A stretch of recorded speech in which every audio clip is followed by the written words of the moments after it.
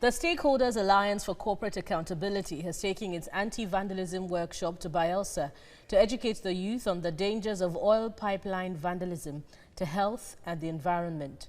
Chairman of the body, Kevin O'Hara, also called on the oil companies, security agencies, state and federal government to be sincere in the fight against illegal bunkering and crude oil theft in the Niger Delta. Ovietema George has details. Data from the monthly financial operations report of the Nigerian National Petroleum Corporation shows that 257 pipeline points were vandalized in December 2018, an upsurge of 60 vandalization points in November of the same year. Oil pollution in the Niger Delta is mainly attributed to equipment failure on the part of the international oil companies, but the youth of the region are not entirely innocent, prompting the Stakeholders Alliance for Corporate Accountability to organize a workshop on anti-vandalism in Imiringi. Your creek is polluted, massively polluted. One of the biggest reasons is illegal bunkering. Am I correct? Yes.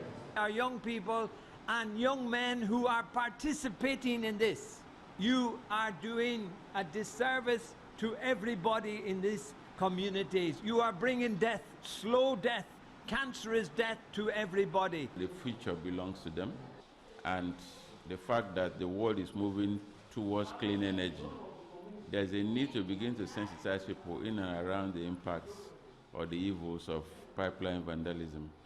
Because when the oil companies leave, we're going to remain in Bayelsa, we'll remain in Nigeria, and we'll suffer the effects. The youths should be aware that the effects of pipeline vandalism will cause major environmental problems. So we urge communities, we appeal to communities to stop pipeline vandalization. Students from secondary schools in Imiringi, Oruma and Elebele in Ogbia Council area have joined in the advocacy against pipeline vandalism. Aquatic lives will be lost and many lives will be lost too. It pollutes the air, and when we breathe in, it affects most of the organs in our body. It does not make our crops to grow well.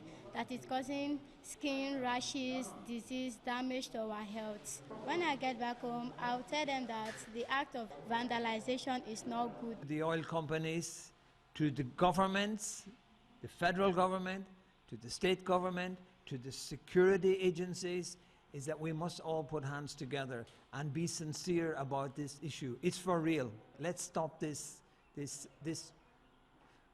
practice which is bringing death to so many people and death to the environment.